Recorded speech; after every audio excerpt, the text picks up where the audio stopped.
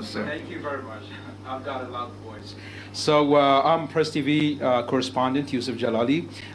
Death to the United States is not a slogan chanted by the Iranian government against the U.S. government or the U.S. people, but it's a slogan chanted by the Iranian people against the American leaders. I know. So, and it's not, its roots are not just about the 1979 Islamic Revolution, but it's way back before it. If you turn the pages of history back to 1953, and you clearly mentioned it when the United States reinstated monarchy in Iran, so it's clear that the Iranian people have had a very dark memory about what the United States did back then. So death to the United States is not a slogan chanted by the government. So the United States, if it wants to reimpose sanctions, it's reimposing sanctions against the Iranian people, not the Iranian government. So the Western media outlets, especially the United States media outlets, are accusing you these days of leading death to the United States. I just read a couple of news items about you and how the Western media is accusing you of chanting the death to the United States. I want to ask you this question. Are you willing to chant the slogan of death to the United States? Because you are a person who is living in the United States, and you are a person who is exposed to some of the policies that are done and conducted against you, carried out against you in the United States. The black community is, in the United States, is humiliated, and you are a black person, and at the same time, you're a Muslim. And as you see, Muslims these days are exposed to some of the wrong policies committed by the United States. So would you chant the slogan of death to the United States? I will not do that. I would ask who sent you to ask that question. Yes, That's right. I see you seem to be one of those who are paid at Press TV to provoke that. That's not my chant. Listen to me. No, not actually. No, listen to me. You asked me a question. My question is wrong. Maybe the way I put forward my Your question is, your question, I I heard you. the question, stop talking. I heard you. But I also heard something else about you that I don't like. You want me to chant because they lied on me and said I led a chant. I know that chant came from the people of Iran. For Louis FARRAKHAN, the head of the national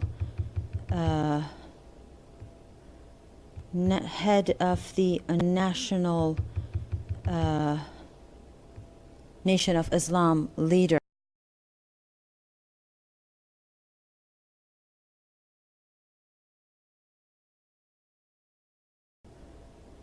Head of the national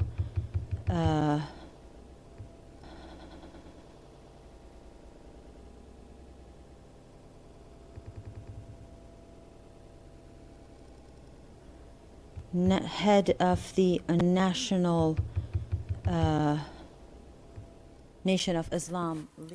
Giving all the praises and the honor to Yahweh, Bahashem, Yahweh Shah, Bahashem, Rakah, Quadash, and double honors to the apostles and the elders, the Zaquamium of Great Millstone. Also a shalom to the elect. Call Halal, Yahweh, Bahashem, Yahweh Shah. I want to go into this lesson, this response to the minister Louis Farrakhan. Okay, his ordeal with the press, the Associated Press. The video is titled "Farrakhan Defends Himself Over False Death to America Allegations," and I'll try to make this quick because it's a lot to go into, but by the Lord's will, I'll get to it quicker. Now, to start, first off, I want to say that this guy, Minister Louis Farrakhan, he has some knowledge of the Bible. We're not going to take that away from him. He has some knowledge, I'll say that. But this religion with Islam mixed with the Holy Scriptures, it doesn't work. Even in the Scriptures tell you that. What is it? Isaiah 8:21. If it bring not this doctrine, it's because there's no light in them. Okay. Now, Louis Farrakhan is intelligent enough to know when these people ask him questions, they're trying to get him to basically hang himself on on air. That's what they're trying to do. I can remember back they did that with the General Yohana when they asked him, do he hate white people? And he said, no, God hates white people.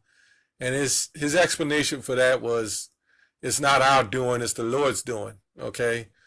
Secondly, the first thing I would say is, if you're going to get involved in something that's extreme, a movement as like this, there's no reason to be sitting up there with 1,000 microphones in front of you to answer any questions that they should already know.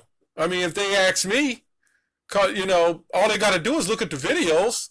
You know, we say Mawaf Lababal, you know. I mean, it's just that simple. They already know. What they're trying to do is hang a case, and they're trying to link the Islamic extremists with the black identity extremists, the black Hebrew Israelites, which were not black. These, you know, this is all COINTELPRO, counterintelligence, all at its worst, or you could say at its best, because we could see it.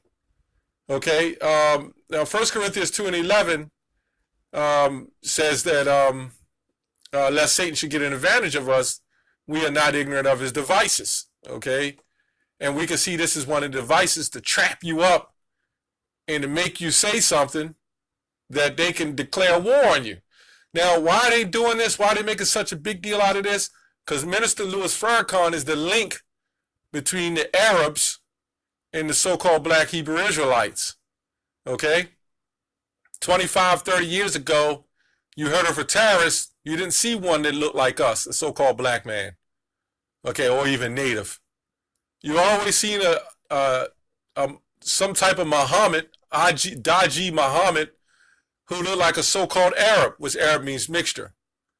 But this is not what you see today. Now they're showing and they're linking, and this is why Vocab Malone is getting paid by the government to go after the so-called Islamic extremists, and they're linking them to the Israelite, so-called black Hebrew Israelites. Now, when you look at the so-called black Islamics in America, the African-American Muslims that say that, they're not tied to blowing anything up or setting off ticking time bombs. So my question is, why, as a people, would you associate yourselves with these type of people? Okay, the so-called Arabs. Now, a lot of that Arab stuff is all set up, that Muslim stuff, the cells and all that. They need somebody to come after that's against this form of democracy or this society. So that's the boogeyman, so to speak. So anybody who speaks against America, they will be labeled as a terrorist, and they will set you up to be labeled as terrorists. Okay. So I you know, and the lady in the beginning of the clip, she didn't even understand who Farrakhan really was. You know, she didn't even understand it. So they're trying to put it on us, man. You know. And as I said before, Esau is trying to wage war on us. Okay, this is all Esau, man. You know? So, I just wanted to touch on that and, you know, make some quick explanations. But also, you, Jake, out there, man, you need to understand that follow this Islamic religion. Need to understand the history of Islam, okay? Although our people converted, but it was through slavery. We had to fight in their wars through slavery because why? The so-called Muslims that you see today over in the Middle East, okay, which are a mixture of Edomites as well. That's why, you know, in different nations, even our people are there. But I'm just talking about the modern day Muslim, the Arab nation, are the ones that had us in slavery. They're the ones that put us, had something to do with slavery before the so-called white man, okay, in the so-called transatlantic slave trade. brought us over here to the Americas. Okay, so you had the so-called Muslims, the Arab nation, who not only enslaved West Africans, they enslaved South Africans and even East Africans, who weren't our people, but they enslaved them. And when the Europeans came over to get slaves, the so-called Muslims had a hand in it because they was already getting slaves. In fact, they taught them even how to break their slaves and how to use them as concubines. They did all that. And we go into a world now where we're trying to speak on the name of peace and quiet, which that's what peace means. This is what they're teaching. But how are they teaching that when everything that was established off of this so-called peaceful nation was nothing but bloodshed? Numbers 35 and 32 says the land cannot be cleansed therein, but by the blood of him that shed it. Okay, again, I'm trying to make this quick. Let's get I have a clip I downloaded, okay, of what I looked up. Goes on to say, this is somebody who said, you know, they're trying to protect the slave trade that was coming to America, the North American slave trade, by saying the Arabs was a worse slave trade than the North American slave trade, which I doubt, but who knows? You know, this is where Esau gets it from too. Anyway, it says Arab slavers took more Africans out of Africa and transported them to the Middle East and to South America than European slaves took out of Africa and brought to North America. Okay, this is what they're saying. It's just that they were doing it longer. It ain't that they did more, but the statistical ratio of time, it would probably be more because they were doing it longer before Esau came and got us. Okay, the Arab slavers began taking slaves out of Africa beginning in the 9th century, okay, centuries before the European slave trade, and continued well after, and that's what I was just going into. It goes on to say, in prisons and slavery, okay, it says the Arab treatment of black Africans can aptly be deemed an African Holocaust. Arabs killed more Africans in transit, especially when crossing the Sahara Desert, than Europeans and Africans. So this guy is trying to make a claim that why are we getting so upset at Esau, the so-called white man, for putting us in slavery, when we should be mad at the Arabs because they caused more hell on us and the other heathens for slavery. But as Israelites, we got the answers. According to the scriptures, we have the answers. There's a difference, as Exodus, the 4th chapter, says, a difference between the Egyptians and the Israelites. There's a difference between Ishmael, okay, and Isaac. There's a difference, okay? So let's go on. The European and Americans over more centuries, both before and after years of the Atlantic slave trade, Arab Muslims began extracting millions of black African slaves centuries before the Christian nations did. Arab slave traders removed slaves from Africa for about 13 centuries compared to 3 centuries of the Atlantic slave trade. I don't think anything could been as worse as the Edomites bringing us in the slave trade. First and secondly, let me say this, I don't give a goddamn about the other heathen nations anyway.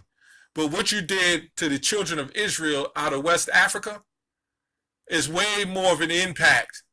And you so-called Arabs, okay, you didn't give a shit. You was helping fund it, okay?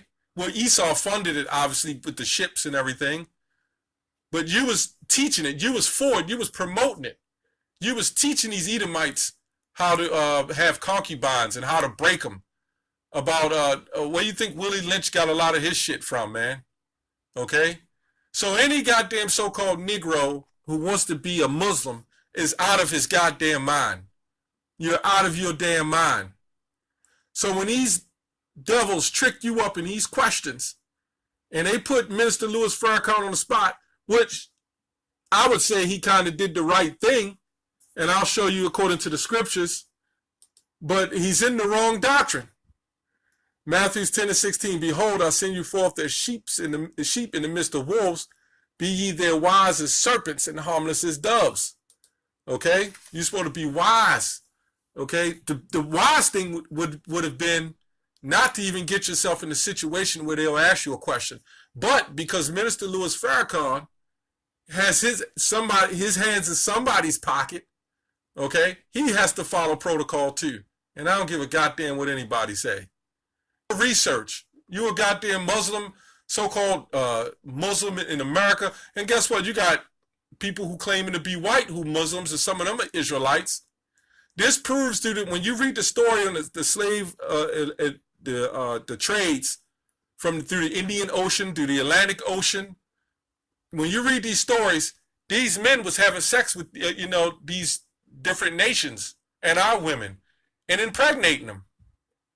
So that would tell you that their heathens would be scattered, okay? And you have Israelites that are scattered. You can't push all Israelites in one country, okay? You can't do that. Israelites will be scattered throughout the world. And another thing I kind of don't understand is even in our community, so-called blacks and natives, where are your businesses with these so-called Arabs when they come floating over here and opening up businesses in your communities? I thought they loved you. If they loved you, you would be owning these pizza parlors. You would be sitting in the gas stations, and they will hire a few of you. But mainly they'll hire so-called Africans that's from Africa. Okay, the East Africans. Or they'll hire the so-called Ishakar, the so-called Mexicans. Anyway, 1 Peter 3:15, but sanctify the Lord Yahweh in your hearts. Okay, and be ready always to give an answer to every man that asks you a reason of the hope that is in you with meekness and fear. Okay, for this doctrine, by the way. But so when somebody comes up and asks us, and they got the microphones and the TVs, look, man, we got faith. We're not worried about what these devils do. But I will say, you already know the answer to the question. Why the hell are you asking me that, man? Why the hell are you asking me about questions about do we want to see America fall? Oh, hold on. I thought the First Amendment was a right to free speech. I guess that's been taken too. This proves that you're still in slavery, man. You Jake better wake the hell up, especially in that so-called African American Islamic shit, man. You know, there's no substance in that. And even in your own Quran, it tells you about the children of Israel, man. That's all I have on that. Shalom.